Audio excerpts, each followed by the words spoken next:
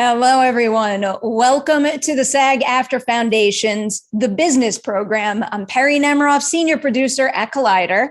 Before we're joined by our guest today, I want to let you know that the SAG-AFTRA Foundation is a nonprofit organization that relies entirely on donations to provide emergency assistance and free educational programs to SAG-AFTRA artists. This conversation is made possible thanks to the generosity of our supporters. Over the past year, the foundation has given over $7 million in COVID relief to more than 7,500 performers. If you are a SAG-AFTRA artist and need help, please ask. And if you can help, please give. Information can be found in the description section of this video. Thank you so much for your support. And now, without further ado, it is my pleasure to introduce our panelists today. We have Kathleen Robertson, Adam Arkin, Matt Walsh, Anthony Q. Farrell, and Simone Missick. Hello, everyone. Huge congratulations on all your projects. Thank you. Thank you. Thank you. All right, I'm throwing you all in the deep end right to start here because I have a question for the group. So, is it hard? It's hard enough in this industry just to build a name for yourself as an actor. So what would you all say was the biggest hurdle you faced in terms of getting the industry to view you as someone who acts, but also can produce? I'm gonna put someone on the spot. Well, I'll jump in and say that I may differ from most of the other panel members in that I have not been a producer in terms of the creation of content for myself specifically. All the producing I've done has come as an offshoot of my directing, and I've been associated with shows as a producing director pretty much exclusively. And so any hurdles I faced were in getting my first shots at directing. There's always a little bit of suspicion, it seems, when somebody wants to make that kind of a transition. And it was something I had to work at quite a bit, and then subsequently had to work getting subsequent directing jobs in order to get to the point where I could be viewed as someone that could be entrusted as a producing director. But whatever other hurdles I faced, I'm sure there were some, but I was not aware of them necessarily. I would say similarly, just stringing together a few projects that I was fortunate enough to produce, I think gave me credibility and things to show people helped a lot, simply. I mean, I definitely think it was daunting at first. You know, I'm a writer, so it was sort of a double thing of I want to be a writer, I want to be a showrunner, I want to produce, and everybody at first I think was slightly terrified. I think my reps were slightly terrified that I would have nothing to say as an actor, which was like odd to me. It's always odd to me when people think it's strange that actors want to do other things or that we are able to do other things. But I think, yeah, like it wasn't sort of just like easy open doors. Yes, come on. Yes, yes. It was definitely a little bit like, it was a little daunting for me anyway. That was my initial experience. But here we are. For me, I don't think I've yet convinced anyone I'm an actor. So I started in a place where I was like doing a lot of theater and stand-up and improv and those kinds of things, and I had to kind of write my way into it a bit more. And so that's kind of how I got into it. I kind of came to the producing side even a little stronger than I did on the acting side. So for me, it was almost kind of like proving to my other producers, no, can I get a role in here somewhere? Like just, and then they're like, all right, do that little thing over there, and then kind of getting into it that way. So I have a slightly different experience from others in that way. For me, my first producing job prior to the one that I currently have was a film, an independent film that I got attached to with the vision of also helping to produce, not really for anything other than wanting to see this story get told in an amazing way and wanting to help and provide access to this filmmaker who was, this was her first feature. And so for me, that was the first experience, and it was a very gentle one in that it was really just calling up people that I knew who I thought were amazing, who ended up becoming a part of this project that premiered at South by Southwest and won awards, and, not other for any doing of mine, it was going to do what it was going to do, but I was in that project. And now on the show that I'm currently on, I have been blessed to become an executive producer in this third season, which was something that my team and we really wanted, because I think I have always had that producer mindset. I was always doing things as the actor that was, here's a list of directors that I like, and here's, a writer that I think that you all should check out, and here's, this actor. And at that time, I don't know how often those suggestions were falling on deaf ears. Being in this process now, I'm sure it was a lot of deaf ears. But now being on the other side of the table, it's something that I don't see not doing anymore. But my team, my manager, who I've been with for a long time, has always been very supportive, and my agent as well. And they are constantly trying to say, like, what is it that you want to produce? And every meeting that I take is with the idea that I will also be a producer, because at this time, that's what's available. That's what's possible, which was not the case for a very long time. So All Rise is the show. What was the film that you produced, in case anyone out there wants to seek it out? The film was Jinn, Jinn, by a filmmaker, Nigella Momen. She's a Muslim American filmmaker, and she wrote this semi-autobiographical story about a young girl whose mother converts to Islam and what that means to her journey as she's growing into a young woman. All right, Anthony, I'm coming back your way because you kind of touched on it before. You have a little bit of a unique journey compared to the rest of the bunch here, where, writing and producing is pretty much the priority for you right now. And it was making me wonder, what was point one for you? Did you have a particular element of film and television that you were drawn to right out the gate? Or did you discover that you had a knack for producing and writing as you went along? I've always been really interested in power. And so, I mean, like, I think for me coming up, like, it's one of those things where it's like, as a heavyset Black dude, you're coming up and there's just, the roles are the roles. And if Anthony Anderson is in the building, then sorry, you're not going to get that role, right? So this is one of those things you kind of have to figure out where you fit in and how to get your voice heard. And I leaned in on theater, writing, and doing those other things that I thought I was good at, and that opened up doors for me through those avenues. So then I got to write characters for myself and for my friends and those kinds of things.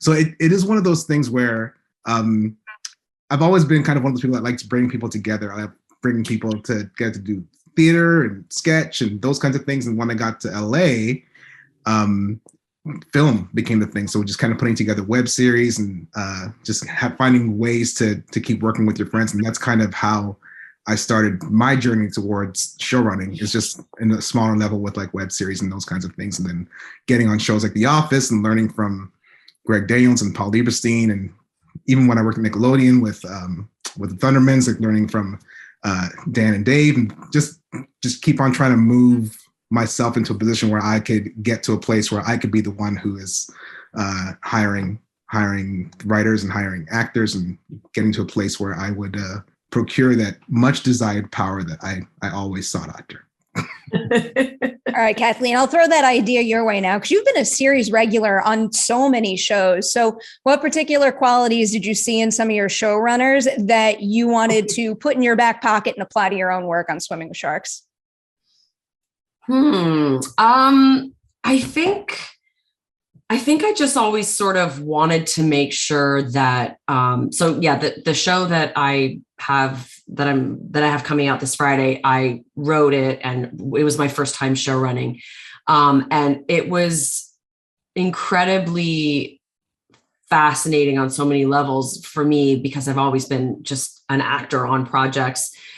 And I really wanted to make sure that, all the things that along the way were frustrating for me as an actor were sort of like dealt with. Like, I wanted to make sure that all the actors had time to sit with me and really talk about their character from beginning to end, and sort of like questions and backstory and all the stuff that I sort of always wanted so much as an actor that sometimes I would get and most often I wouldn't get. And just really make sure that all the actors felt super safe, really able to communicate, able to talk about stuff. The show is very sexual as well. There's a lot of, it's not sort of an easy show. There's a lot of things asked of the actors on the show. So I just wanted to make sure that everything was sort of dealt with from day one in terms of like open door policy, no assholes allowed, and, just creating just a great, really warm environment for everybody so they felt safe and that they could, work in a efficient way. It's one of my favorite policies to hear about. I like that. Matt, now for you, because I feel like when I do a lot of interviews now, I hear more and more about actors wearing multiple hats on sets. And you've been doing that for such a long time. So I'm curious, when you first started producing compared to now, have you noticed any big differences in terms of how the industry looks at a multi-hyphenate, or whether or not it's being encouraged more now than it was back then? Seems like you're more encouraged now than perhaps back then. I came out of the world similarly to Anthony, sketch and comedy. And so my first sketch show, we were producers on it, and we wrote all the material and we cast all the actors and we sat in the edits. And so I was fortunate, one of the first the first TV show I was a producer on as well. And certainly with comedy, and the same with acting, you provide insight to people that's super valuable. And as you go on in the business, you realize, specifically for me, comedy, that's really valuable if you can point to something that an actor can do to maybe get a laugh or to play a moment better. And the same applies to drama. I just happen to be more comfortable with comedy. So I think my confidence, my expertise grew. And so that confidence with comedy and material, generating material and bringing people that I felt were funny along with me, or assembling projects, like you said too, Anthony, working with people I like, or, no assholes, that sort of thing. I think that just sort of was a natural sort of organic evolution.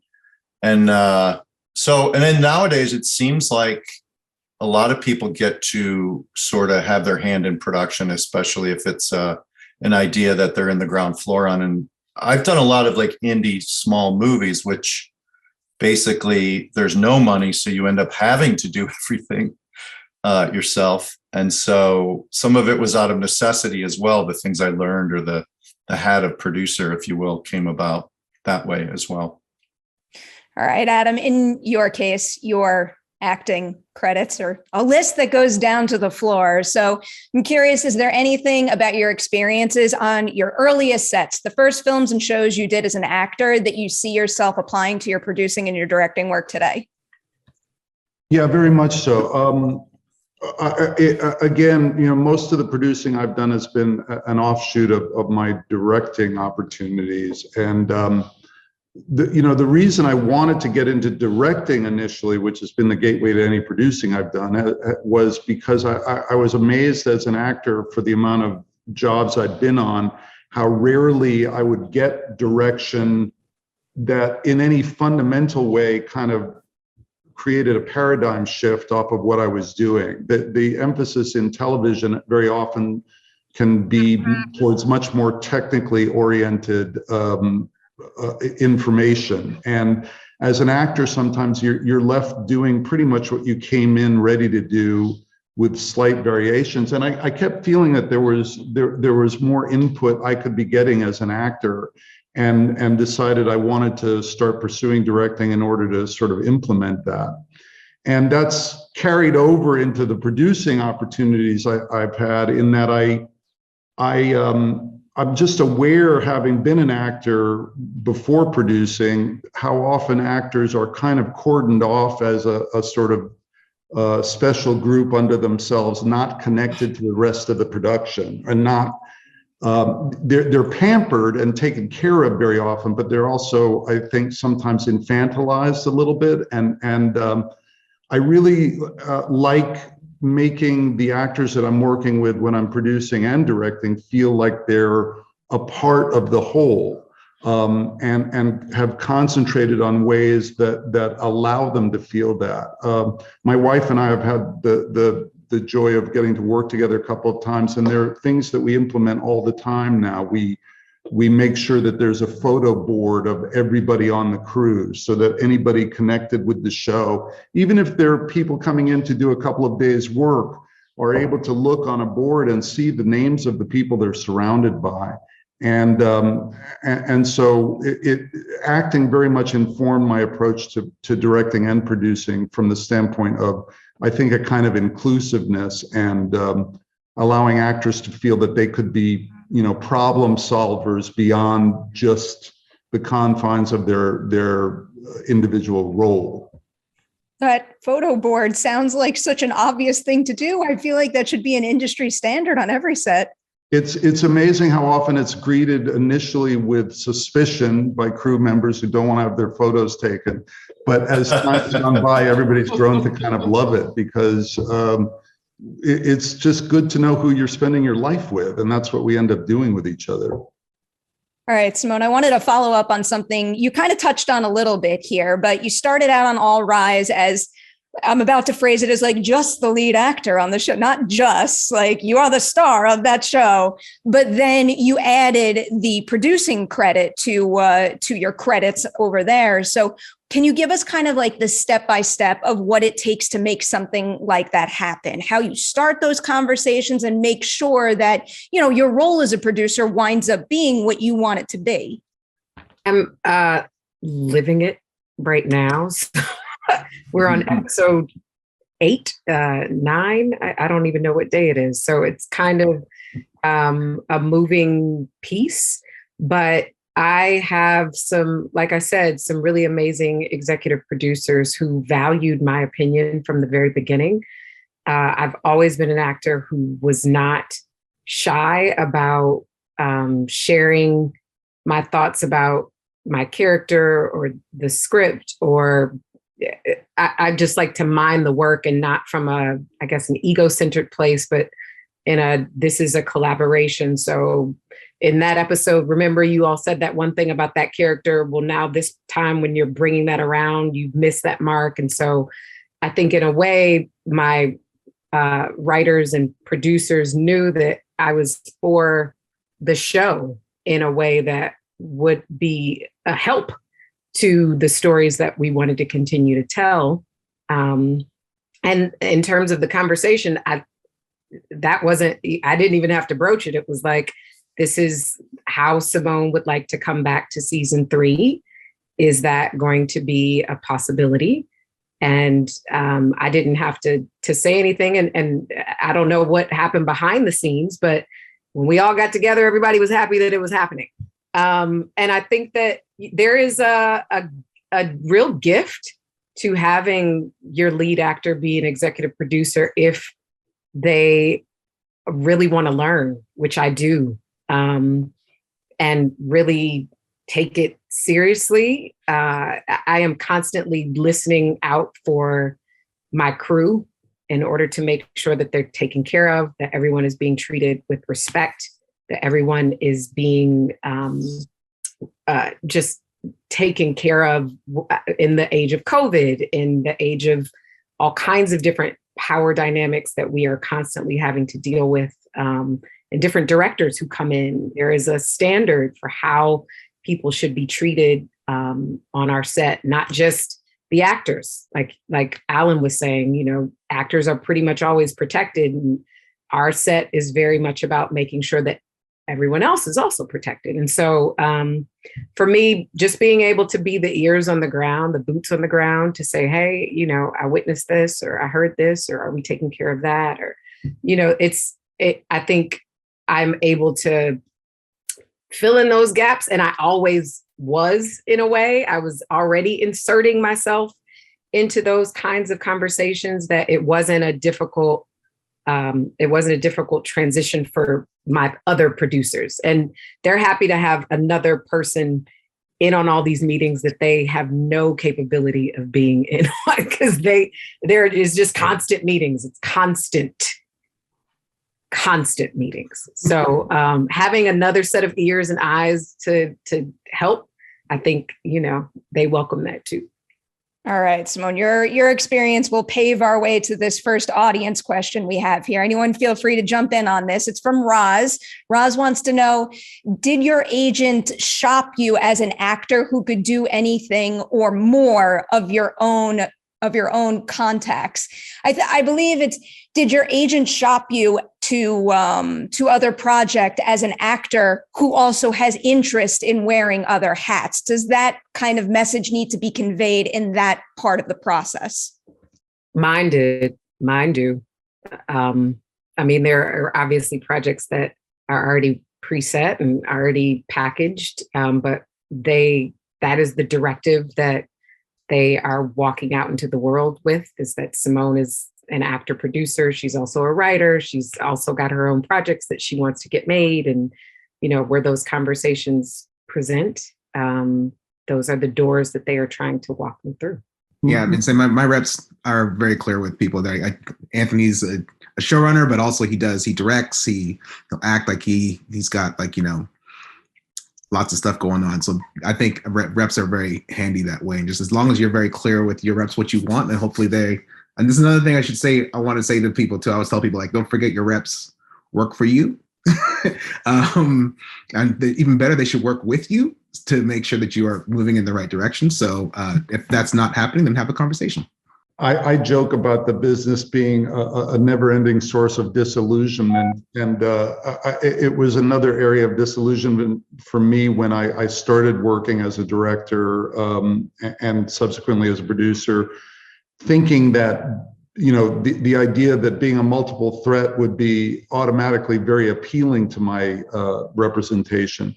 But what I found oftentimes was that one department would get irritated as hell that I was booked up as a director and they couldn't farm me out for acting jobs, and vice versa. So I have found myself having to try and drum up enthusiasm for the fact that I can do more than one thing. My reps sometimes have seemed to view it as a little bit of a nuisance at times. All right, I'll switch gears here and go to this is a really good question from Amanda. You have to have experience to get experience, but how do you get experience if you don't have experience producing?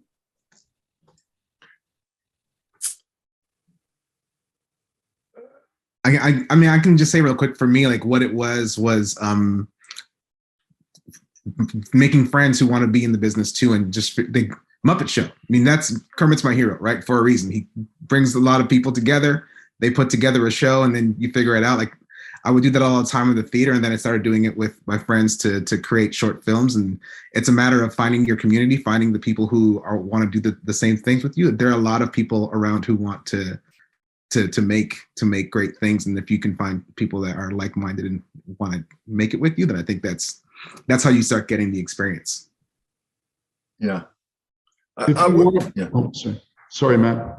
No, it's I just want to chip in, like your agents, Adam. My agents find it a nuisance that I want to do multiple things. I just want to share that. And I also will say that I think simply caring or having a passion for the projects that you're in translates into people observing your talent. So I think what Adam was talking about is sometimes we're actors and we're sheltered and we're pampered, but we're sort of carved off to the side. And I think those people inside of projects, whether it's a theater piece you're doing or a short film, your curiosity, your passion, your genuine concern for other people's well-being those are the building blocks to growing into a producer. Like the producers that I've really enjoyed are the ones that are so sweet and want to talk to you after the day, or they take you out to lunch and see how you are, not that makes the show better, but that's part of it's their concern for the project and the people is what translates, I think, into becoming a successful working producer. And I think it very often does make the show better. I think when your work, I mean, every crew that I've ever worked with is such a huge storehouse of expertise and experience, and people, but people get, I think, mistreated and beaten down very often for volunteering an opinion or opening their mouths at what's perceived as the wrong time. And the minute you make it clear to someone that you want what they have to give, and you want everyone to feel that they have a right to make an observation or a suggestion if one occurs to them, they're not all going to necessarily be implemented, but there's always an open door to hearing what people have to say. It engages people, and I think they give more of themselves and feel a personal connection to what they're doing rather than punching a clock. And to the question of like, how does one accumulate experience? It may just be a question of modulating what level you're doing something on. But my son is 17 years old. He's making films at school that he asked for my help with. You can shoot a feature film on an iPhone these days. So if you want to produce a piece of material, you have the resources around you. You just have to have a passion about applying those resources on whatever level you're ready to do that. And if you keep saying yes to those opportunities, you'll have something to show for it, and it will evolve. All right, let's get into some of your specific titles here. Simone, I'll come back to you with All Rise. I know you said you're kind of just in the beginnings and you're feeling this whole, dual hat thing out right now, but is there anything you've noticed working on season 3 that's making you think my role as a producer is influencing my acting? Oh, yes. I have had, thankfully, the fortune. I think my main thing is casting.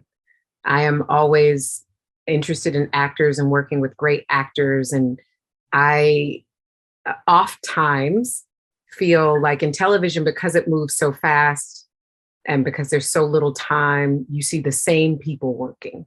And for me, in my career, my journey to even becoming the lead of a show, other than God, I believe, came from a casting director who I had never met before, calling me in for a job that I was seemingly completely unqualified for. I had 4 credits to my name, and none of them were series regulars. None of them were recurrings.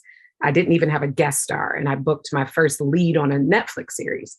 And if that casting director hadn't said, let's call in this random actress, I would not, perhaps be in this position, which was only 2 jobs prior to this one. So in the span of 5 years, I became the lead of my own series, which is, to me, an act of immense, I'm very thankful for it. But I say that to say, I know a lot of amazing actors who don't get opportunities. I know a lot of great theater actors who don't get opportunities. A lot of actors who they don't get looked at. And so my thing is always just about the actors, not about the person who has the greatest list of credits. It's the person who's the best person for the job. And we jokingly talk about how it's like, who's gonna fight on the mat? Like because I'm the person who's like, okay, I know you guys think that it's this person who's giving this performance that we oftentimes see on these types of shows, but what about this person who's like phenomenal?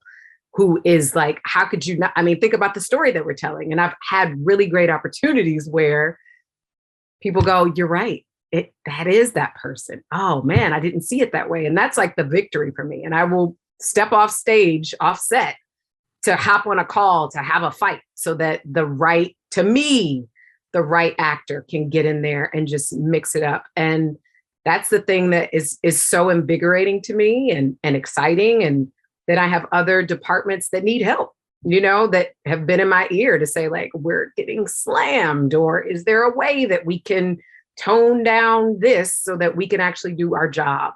And I've been able to just, drop those little seeds or send those emails or take care of people in a way that, like I said, if everyone can't come to set, COVID is, still a very real thing. So we don't have everyone on set every day and in the way that we used to see it 2-3 years ago. So I think that that's just, that's my role. That's where I am right here, is to kind of be the voice for the actor, be the voice for the little person, be the voice for the squeaky, or the wheel that's not squeaking and needs to, get some attention. And like I said, every day it's something new. I'm learning something different.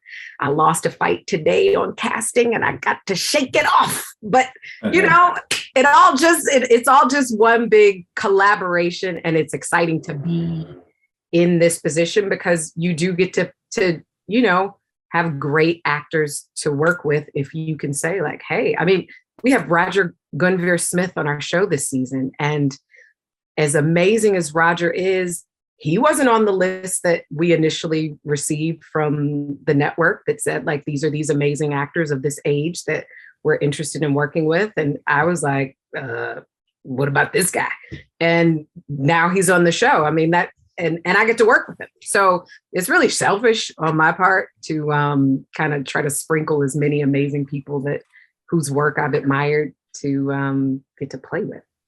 Oh, you keep fighting those fights, even though you lost this one today. I bet there's many. I will win the war. I will win the war. All right, Adam, looking at Rebel now, because Simone brings up the idea of a lead actor on a show also working as a producer. So I'm wondering, what were your benefits in terms of producing a show where the star of the show was also a co-executive producer on it? You're talking about Katie Segal on that show? Yeah. Well, the benefits, I had a history working with Katie multiple times before Rebel. So that was a huge asset in terms of her. I think she felt with me that she had an ally and somebody that she could confide in when she had, needs on the set that needed to be addressed. My experience on Rebel, as far as my acting, the acting component of producing had a very weird manifestation on that particular show, in that when we were shooting the pilot, which I did not direct, but I was on board as a producer at that point, we were approaching the biggest sequence in the entire pilot as far as resources and finances. Hugely expensive location, 150 extras, all having to work under COVID restraints, and a lot of preparation that went into it. And the day before we were supposed to film there, we got word that the actor who was going to be introduced in that sequence as sort of the heavy of the season had tested positive. And we did not have time to recast, because whoever was recast would have to be in the protocols for COVID. And it would have been the second shutdown in the pilot that we would have experienced. And there was fear that the whole thing might have been put on hold. So there was this big emergency meeting about, are we going to shut down? And if we do, are we going to come back? And is this the end of what are our options? And in the middle of this meeting, I finally just said, look, I'm not trying to drum up more business for myself, but I am about the same age as this guy, and I have a suit. And if it means that the production can actually continue, I'm sure Michelle might run home and get that suit, and we can get it into wardrobe and see what's what. And after a moment of like, is that possible? That's crazy. And then 5 minutes later, it was like, get the suit, let's go. And the next morning, because I had been in the testing protocol, so they knew that I was safe. So that was a weird overlap of the producing and acting experience on Rebel. All right, Matt. Now for unplugging. So I always feel like in general, it's nearly impossible to define what a producer does, let alone when you have a team of producers. So can you tell us a little bit about why it was necessary to have a team of producers on that film? And then also, I guess, what was your specific specialty within that group? Maybe similar to Simone, I think casting, I feel very confident about, strong, certainly when it comes to comedy. I also happen to have worked with many people who trust me and know they'll be taken care of, so that, you know, you earn a relationship along the way with some actors. So that's nice. And then collaborating with other producers. I mean, there are veteran producers who are really good with like essentially line producing, like organizing how we're going to get the trucks in and out. And, you know, I don't consider myself that sort of a producer. I'm more of a creative producer. So there's that. And then there's the experienced producers, a woman like Debbie Liebling who helped produce Unplugging. She ran a studio at some point. So she sees the big picture and has sat through many a calamity and babysat many problematic productions. And so having that sort of steady hand at the wheel, someone who's, you know, ridden out many storms, is just wonderful. And also picking their brain about, you know, various approaches. And at the end of the day, if you fight hard enough for anything in some situations like this one, because I think we all respected each other, I think the best idea wins out. I think similarly, you know, nobody has to pull rank. I think you back off. If somebody really feels confident, you sort of go with that. So I think that's, if you put together like a sort of the no assholes team, and there is a pecking order certainly on certain issues, but at the end of the day, if you really are passionate about something and you've proven yourself to have good taste in casting or set writing or how to perhaps make a scene a little funnier, you can win those battles, you know, by your sort of track record and the relationships you have around you. Can you give us an example of something we can see on screen in Unplugged that you had to fight for?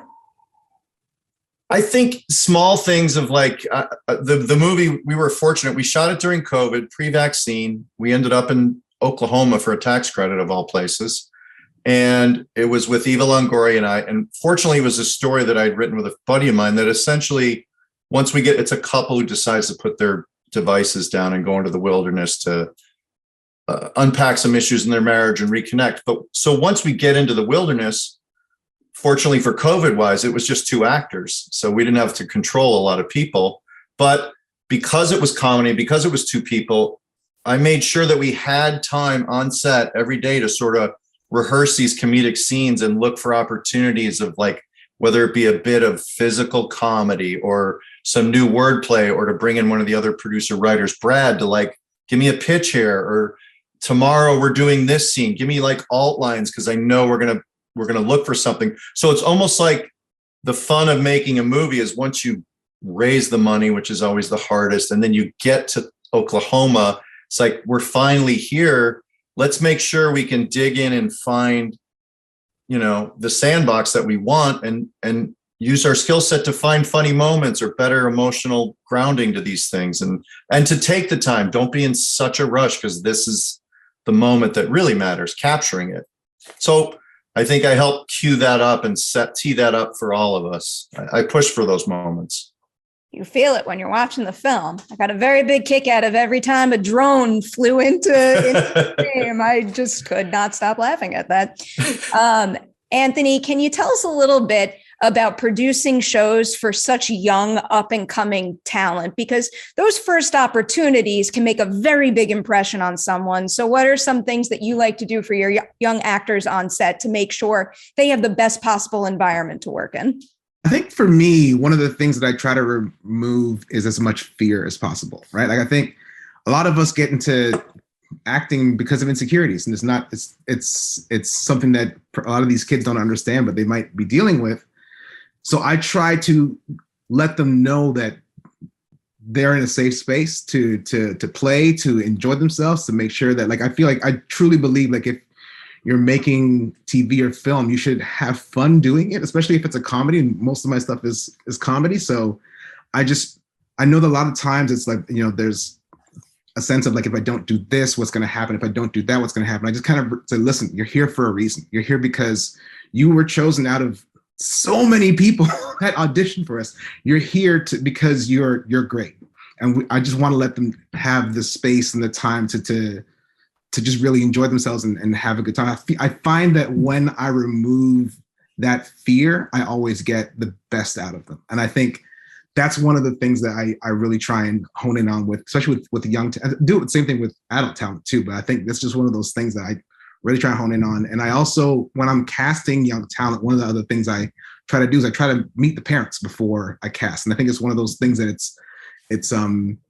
I think it's important to have that connection to the parent, especially if the kid is, if the actor is under 18. I feel like that relationship between a producer or showrunner and myself, I think, and the parent, I think is important, because you want to make sure that the parent is an ally, to make sure that their child is doing the job. Yes, that's great, but also taking care of themselves, making sure that they're having a good time with the project. So that's kind of how I work it when I'm dealing with young cast. All right, Kathleen, I'm about to throw one of the biggest questions your way, or at least I think it's one of the biggest ones here. What advice would you give to someone who's producing and might be frustrated with how long it can take for a project to get off the ground? Because I know you had a couple bumps in the road with this one. And then even once like you got to the point of making it, you dealt with the Quibi Roku switch, and like you still saw it through to the finish line, and now everyone's going to get to see it. Yeah, I mean, the amount of time is if you really kind of break it down, you have to almost be a bit of a crazy person, I think, to stick with it and keep going, because it is kind of insane. But I mean, for me on this particular project, like the reason why I didn't just kind of say, you know, F it, was once you start dedicating so much time to something and you're in it and you're in it and you're in it and you start like believing it, it's just, it makes it it's almost like undeniable that you have to just see it to the end. And on this project, I initially sold it as a 1-hour drama, and then it fell apart. And then a year later, I got a call from the head of Lionsgate saying, Jeffrey Katzenberg read your script and he wants to make it for this new platform called Quibi. And I rewrote it as 19 episodes. And then we got shut down for COVID. And then we came back and we finished. And Donald Sutherland's in the show. And Donald didn't want to come back because of COVID. He was terrified to work. So we had to figure out a way to shoot all of his stuff in a garage on green screen with cranes. And then on our very last day of principal photography, my phone beeped and I looked at it and it was an alert from Deadline Hollywood saying that Quibi had gone bankrupt. Mm. And so after that, I then had to fight to, they wanted to just turn it into a movie and just kind of be like, whatever, Quibi didn't work, it's over. And so then I had to fight to beg and plead to let me try to edit it as a 30-minute series, which nobody really wanted to spend the money. And I had to just, beg and beg and beg to do that. And I finally did that. And they said, okay, fine. It works as 30. We're going to do it as 30. Roku came in. And now it's finally premiering, but insane. It's an insane process, and I think, you just have to be hardcore and believe in it. And just, I just was like this the whole time. I was just like, nope, COVID, pandemic, bankruptcy. Nope, it's happening. I'm going to finish this. And, just got to keep going. Digging ditches. You did it and it paid off. Huge congratulations on everything that went into seeing that through to the end. Thank you. All right. We have a question from the audience. It's actually someone who worked with Adam on Rebel.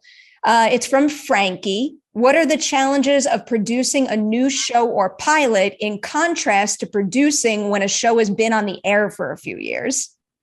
It's not so much the challenges as the opportunities. I mean, what I've enjoyed very much about the opportunities to produce things that are starting out is you get to at least have a voice in the creation of the tone and the style of that piece, both in the conceptual conversations and also in the hiring of department heads. The first producing job I got was as producing director on The Americans, and the pilot had been directed already, but the show had to find a way to implement those styles introduced in the pilot in a way that could be accomplished, in that case, on a 7-day schedule, which was very compressed for an hour-long show. So there was a lot of work that went into finding people that not only could do a good job, but do a good job under very, very specific and pressured circumstances. Starting with one of the first hires I got to be involved with was a brilliant cinematographer on that show, Richard Rutkowski, who, in looking at his work, I saw that he worked brilliantly with a lot of available light, and I knew that there would be circumstances where that would be invaluable in the production of this show. So using that part of yourself that can kind of suss out how to solve those problems and do that, especially in the early gestational period of a show, is where a lot of the fun of it is. I haven't had that much experience coming in as a producer on something that's already been up and running, and I would imagine the challenges there would be finding a way to offer something of substance without making people feel like you're coming in and reinventing the wheel. But that's sort of what I would imagine it to be. All right, here's another tough one. This is probably on the same level as the one I threw to you, Kathleen. It's from Aaron. I'm not sure how involved you all are with financing, but how have you handled asking for money for your own projects? Do you ask friends? I live in Canada now. When I lived in LA, Indiegogo and Kickstarter, that became a thing that helped me with my web series. It did, you do kind of like that kind of crowdfunding thing does help. I've seen a lot, and I've supported a lot of other friends who are doing that same thing. So that is one way, I think. It's such a difficult thing to do, especially asking like friends for money. But if you believe in the project and you feel like there's an actual plan, I think don't just ask for money not knowing what you're going to do. I think you should have a plan, know how much you need, know what you're going to do with it. I think those things make it easier for someone to help you out. The acting background is very helpful there because you can copiously burst into tears on cue when you're speaking in treaties. Anyone else want to throw in any information on the financing front? Find someone who's good at finding money if you're not. I mean, there's a lot of people who have the skill to help find money. And then if you're a more creative person, you should align yourself with those people. That. Very, very true. All right, here is my own question here now for the group overall. Anyone can jump in first.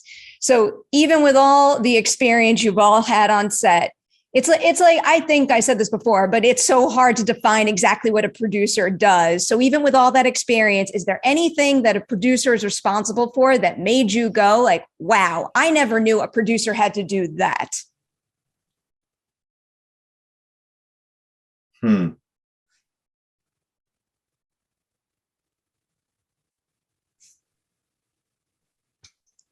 Yeah, I think I craved all the knowledge, so I was expecting all of it. But I do think a lot of people are surprised when producers are part of all of it, like just getting into the marketing and the budgeting. And for me, as usually I'm a showrunner, so I consider myself a CEO of the creative side of the show. I usually don't get into the weeds on the other stuff, but I can get into it. And so I think people are usually surprised when that stuff comes about, because they are connected. Like we don't have the money for a crane shot, then I have to do, on the creative side, I have to figure out a way to do that in a different way. So I think that's one thing that maybe surprises people, but it should. I mean, I think the one thing that was interesting for me is when I first, I worked with John Wells, the director John Wells, and he was my mentor in the showrunners training program. And I had a project that I sold to him. And when we were doing my deal, he was really hesitant to let me be I probably shouldn't be saying this, but, when it came time to doing the deal, essentially his thing was, you have to really understand the budget. And if you're a first-time showrunner, if you don't really understand the budget, it's hard to actually execute and be good at the job. And at the time, I didn't really understand it. And then he was like, just trust me, like you really, and so anyway, I did his budget course. And one of the things that was so interesting in terms of that I would never have thought of before is that literally it's like, my goal and my priority is always about like, I want as much time to film, and I don't want to have days where the page count is so brutal that the actors don't have time to work and we actually are focusing on stuff that doesn't really matter.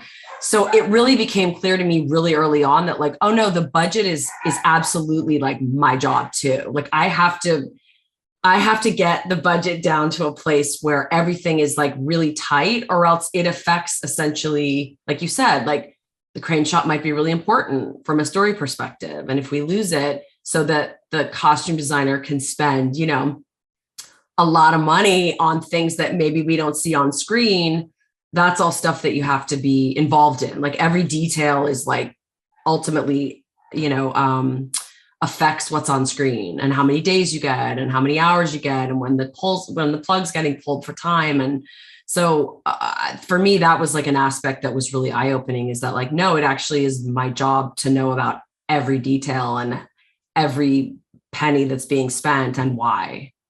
Jumping off of what Kathleen said, but just not as a showrunner, but as a producer who is learning in a way that's very on the job and asking all those questions. The budget is amazing to really understand, and how much it does affect story.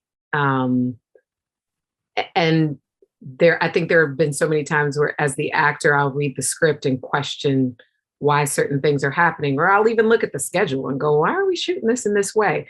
Not realizing that this room has to be turned in order to become this set. So we have to, even though for you, it's, 15 pages back to back that don't necessarily make sense, and you're going from 3 different days. And so 3 different looks, but for the money to make sense for the show, there's more money to be spent on your time and changeovers than it is for us to spend another day on this set. And there's so many things that I think as the actor, I only really saw it from my perspective of, well, this is the most important thing. We're telling the story. And they're like, well, there are other important things that have to get taken care of.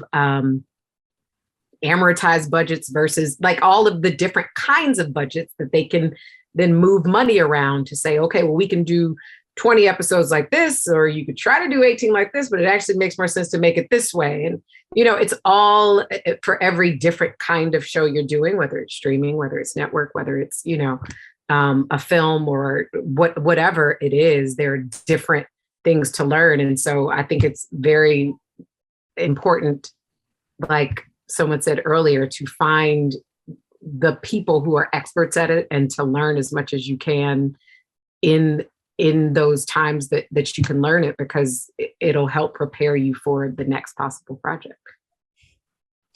You just teed up another audience question quite perfectly. This one's from Hallie.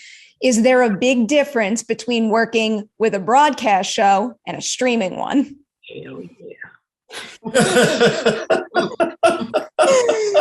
Yes. Simone, go grab that and run. Money. The amount of money that networks have to spend on certain things, but it also depends on the streamer and if they own the show or if they bought the show, what they will put, and spend money on. But I think it's money. And then I think it's also the creative conversations and the creative fights and the things that are important on network television, because they're dealing with a much broader audience than, say, with a streamer, where they're dealing with a very, specific audience. You can see shows that are vastly different on Hulu and Netflix that you would not see on CBS or Fox, and they're not trying to sell Tide. So they don't have to worry about appeasing different segments of the population, because they just get to tell a story and determine how that story gets told. And so you don't have as many cooks in the kitchen, but I've interestingly found that there are way more, it also depends on the project. There are way more cooks in the kitchen on a Marvel project because these are people who are dealing with source material that they're very, very, very passionate about because things have been, percolating for 40 years with some of these characters. Now you finally get to see it on screen. So the color of the boots matter. Whereas, on another show, on another platform, it's like you let the costume designer do what they have to do because that's their job. Or you let, the hair department figure it out on the fly because, we trust their genius. And so I think it's everything is different. But yeah, I definitely think personally with network TV, it's a lot more money, but a lot more constraint. The size of the committee on the committee decision grows exponentially. Mm-hmm. Definitely makes sense. All right, I'll wrap up with this one here for everyone. What advice would you give to an actor who is looking to stay in that one role on set, but who is also really eager to make a producer's job easier or contribute to creating the best possible environment on set? Understand what everybody else's jobs consist of. Know that the decisions that are being made oftentimes around scheduling or a million other things that as an actor, it's easy to take personally or feel that somehow your needs are being overlooked. Understand the amount of the moving parts that go into any decent production and the pressure on people who are making the decisions around how to get that done in a way that is the most efficient and provides the greatest creative latitude. And know where your place in that machine as an actor is, and you'll automatically be in a position to solve problems that you wouldn't be when you weren't thinking about that stuff. Yeah, I think getting to know department heads is a great way to understand how productions work, because I've been on productions where you didn't know if you're working tomorrow, but if you talk to the wardrobe people, they're like, you're working, trust me. There's such value in getting to know the other departments. And it's not gossip, it's true production knowledge. Like, what are you doing here? So asking questions, as long as you're not in their way, of other departments, or sitting with the first AD and the second AD while they hammer out a schedule for next week, you can sit in on that. That'll blow your mind, that their ability to make magic out of a very challenging week, So I would say talk to some of the people that you're already coming into contact with, whether it's the makeup super or the wardrobe super or, even drivers. Yeah. I would also just add to that. I think thinking of, a lot of times actors will come in and they're thinking about their role. I think about it as a whole. Like when I have actors who want to stick around after they're done and kind of get some earbuds and watch other scenes, I feel like, oh, this person's going to be a producer soon, because they're thinking about the whole thing. They're not just thinking about their one part. And I think it's okay to be curious. It's okay to ask those questions. And like everyone's saying, don't be afraid to talk to people and learn some things. I think when you get a chance to produce your own thing, that's when those are the people you're going to be able to bring in to help you make the thing that you're going to make, right? So don't be afraid to learn about all of it.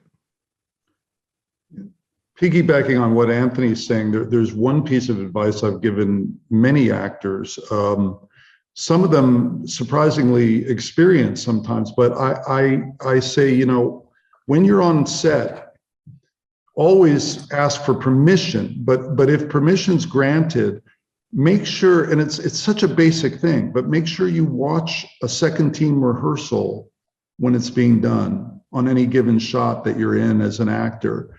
It will relieve your mind inevitably about things you were worried about in the scene, that you realize, oh, I don't have to worry about that. It's not even seen in the shot.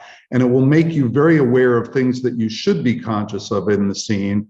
Many actors approach it from the standpoint of just not wanting to know what the technical part of the work involves, because they find it distracting. But it's a technical medium, and the more you know about it as an actor, you'll find there are tools there that you can use to your advantage, and it expands outward from there as you become more aware of that. I just think your peripheral vision expands. I think no. I mean, I think that's all. I think that's all really good, and I think what Adam said is definitely, you know, true in that it's really important, I think, to understand sort of and to be really sensitive to the fact that as actors, you know, we are sort of coming in and, you know, everybody's been there much earlier than us and will stay much later than us. And it's like, it's just about being really, you know, I think being really understanding sort of the nuts and bolts about how something is actually put forth. I mean, I know as an actor, I would always be like, can I cut this stuff? Like, could I cut this line or can I cut this line? And when there was hesitance or resistance, I would always be like, oh, that's so, I wonder why that would, you know, it's so clearly better without these lines. And now when I see it from the producer point of view, it's like, oh no, it's because like they have to get full approval for that. You know, it has to be like, they got to call Lionsgate and they got to get like, can we cut this line? Because this line was super important to some executive who was like, I need to know this. And so this line has to be in there, you know? So I think understanding that, understanding all the different sides of it from an actor's perspective is really, really important. And helpful to the producers and helpful to everybody, the director and everybody who's trying to just kind of, you know, everybody has their own job to do. And the more you kind of can understand how something gets to where it gets, I think it's valuable for sure. All right, before I let you all go, I feel like I need to remind everybody of the titles you have coming out. We've got Swimming with Sharks, Kathleen's show. Then, Adam, we brought up Rebel. You directed a couple episodes on The Offer, which is right around the corner now. Matt's movie, Unplugging. We have Anthony's show, Overlord in the Underwoods, and Simone's show, All Rise. Congratulations on those projects and everything else you've all accomplished. On behalf of the SAG-AFTRA Foundation, I really want to thank you for sharing your experiences, your process, and your craft with your fellow performers today. Thank you so much. Thanks. Thank you. Thank you, guys.